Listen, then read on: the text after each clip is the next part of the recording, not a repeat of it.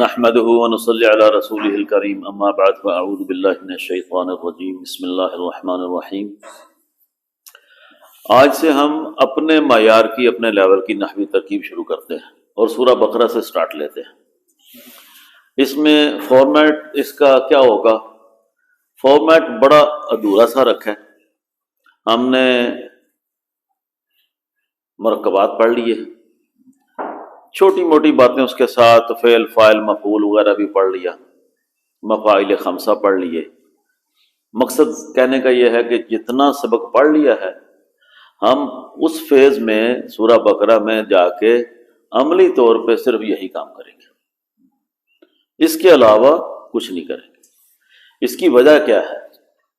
اس کی وجہ یہ ہے کہ اگر آپ کو ترکیب کے دوران جو پریپریشن ہے، جو تیاری ہے مرکبات کو حل کرنے کی، 6 مہینے لگنے ہیں تو آپ کو 1 مہینہ لگے گا۔ کیوں؟ ہم ایک ایسی ایکسرسائز کر کے فی الفور اتنی تیزی سے آگے بڑھیں گے کہ کچھ ہی دنوں بعد آپ لوگوں کے سامنے پھر پورے قرآن پاک سے کوئی بھی آیت لکھی ہوگی تو آپ کو یہ بتانے پوچھنے کی ضرورت نہیں ہوگی کہ اس کو پڑھانے والا وہ ساری اس کی جوڑ توڑ کر کے دکھائے، ان کو علیحدہ علیحدہ کر کے دکھائے۔ جب آپ یہ کر لیتے ہیں تو اس کے بعد اگلی بات کون سی آ جاتی ہے؟ بن تو گیا، مرکبات بن گئے، اب بن کر کیا کہنا ہے وہ اگلے فیز میں کریں گے۔ ٹھیک ہو گیا؟ پارشلی ہم تھوڑا تھوڑا نالج اور چیزوں کو بھی لیں گے جو پہلے سے ہم نے یاد کی ہوئی ہیں، جو پہلے سے ہم پڑھ چکے ہیں۔ مثلا اعراب کو جانا تھا، امپلیمنٹ نہیں کیا تھا، ہم اعراب کو امپلیمنٹ کر کے بھی دیکھیں گے، علیحدہ پریکٹس کر کے، کہ جب آپ اعراب لگاتے ہیں مثلا مسلمون، مسلمانی، مسلمین، یہاں تک تو ہمیں زبانی یاد آتا ہے، ایک نا ٹیمپو بنتا ہے، آپ میں 2 4 5 لفظ آپ کو دیتا ہوں، مومنون، اس کے بعد صادقون، جو بھی مطلب اپنا لفظ دوں وہ آپ کر لیں گے۔ لیکن جب یہاں پہ آیت کے دوران کوئی چیز آ جاتی ہے اس کا کانسیپٹ کلیئر کرنا مشکل ہو جاتا ہے۔ مثلا ہم کہتے ہیں کہ جمع مذکر سالم میں جو اصل کلمہ ہوتا ہے وہ ٹوٹتا نہیں، وہ اپنی اصیل حالت میں رہتا ہے۔ میں آپ سے چیلنج کرتا ہوں، ٹوٹ جاتا ہے، ٹھیک ہے؟ کیا آپ ثابت کر سکتے ہیں کہ نہیں ٹوٹا؟ تو یا پھر آپ مان لیں گے ہاں ٹوٹتا ہے، اصلی حالت میں نہیں رہتا، تو وہ جو تھوڑا تھوڑا فرق آتا ہے وہ کس مجبوری کی وجہ سے آتا ہے؟ وہ کون سی چیز ہے جو اس پہ آ کے اس کو تو اس کا توڑنا نہیں کہتے؟ مثلا زبانی کہہ لیتے ہیں مسلمون تو ٹھیک ہے جی، سالم ہے، میں جو ہی تثنیہ میں گیا ہوں تو میں نے کیا کر لیا اس کو؟ مسلمانی، زبر لے آیا نا، میں چینج ہو گیا، اب وہ بات تو اتر گئے ہم نیچے، ٹھیک ہے؟ پہلی تو بات ہے میم کے اوپر زبر آ گئی، اب آ جائیں ڈھونڈنا شروع کریں، بھئی آپ کیا کریں؟ ثابت کریں کیوں کر لیا۔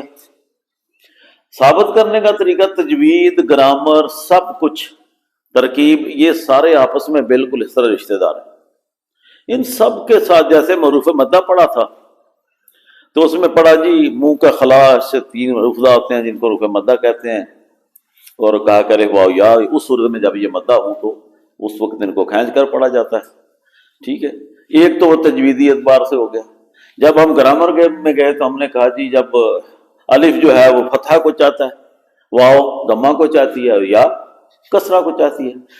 جب مدہ بننا ہے تو انہوں نے تینوں طریقوں سے ہی آگے مدہ بننا ہے، کوئی اور آپشن نہیں ہے۔ ٹھیک ہو گیا؟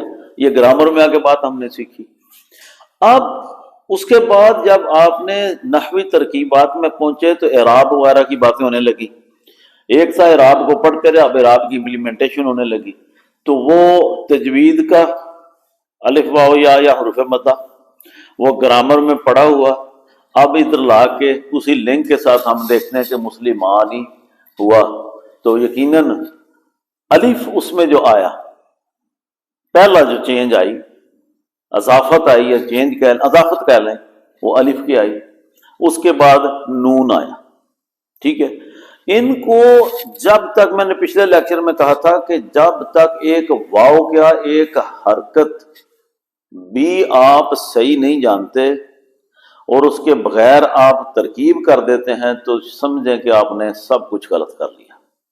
اس لیے ہمیں چھوٹی سے چھوٹی بات کو بھی، جو جملہ لکھا ہے اس معیار پہ جا کے اس کا کلیئرنس بھی اپنے دماغ میں کرنی ہے کہ بھئی یہ الف آیا ہے، آج تک تو ہم نے نہیں سوچا، ہم نے کہا جی مؤمن مؤمنان مؤمنون، ٹھیک ہے، مؤمناتن مؤمنتان مؤمنات، ٹھیک ہے، اس کے بعد ہم نے ایک اور اضافت بھی کر لیجیے کہ یہ مسلمان مسلمین، ٹھیک ہے، مؤمنون مؤمنات، ٹھیک ہے، اس کے بعد مؤمناتن بھی کہہ لیا۔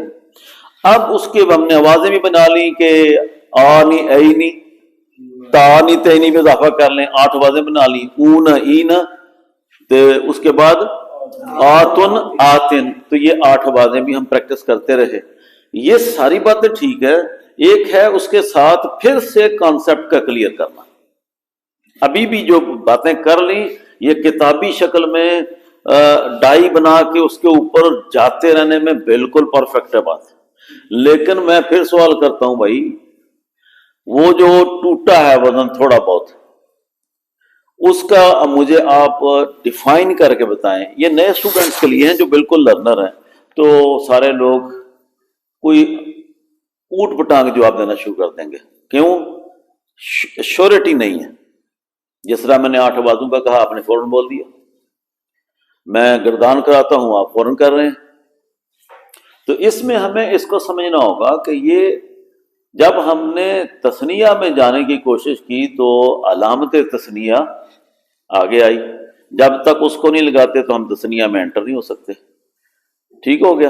تو الف کیا ہے؟ تثنیہ کی علامت ہے۔ اب اس کے آگے آپ جب اعراب دیتے ہیں، ٹھیک ہے، یا کرتے ہیں، ظاہر کرتے ہیں اس کو، تو نون کو کیا درجہ دیں گے؟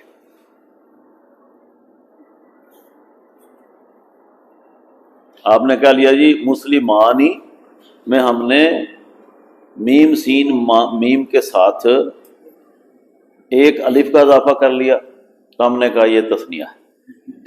اب جو آگے نون ہے اس کو کیا کہنا ہے؟ لفظ تو پورا مسلمان ہی بنتا ہے نا، لکھ لیتے ہیں۔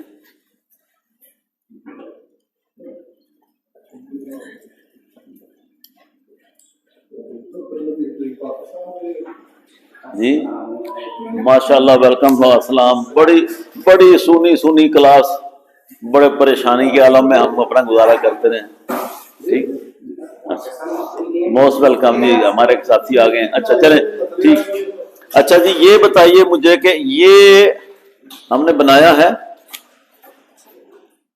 اس کا جواب جو ہے نا وہ آپ لوگوں نے خود دینا ہے، میں نے نہیں بتانا۔ یہ آپ نے کیا کہا؟ یہ علامت تثنیہ ہم نے بولا جی۔ جب تک آپ کو اس طرح ہر چیز کا پتہ نہیں ہوگا آپ ترکیب کرنے کی غلطی کبھی نہ کریں، نہ جلدی کریں کہ ہم پیچھے رہ گئے ہیں، پھر وہ 2-4 باتیں کی، پھر غلط کر لیا، پھر پوچھتے رہے تو ساری زندگی اس طرح گزر جائے گی۔ ہم نے پوری چیزوں کو مکمل کر کے جانا ہے۔ اس نون کا بتائیں جی کیا ہے یہ؟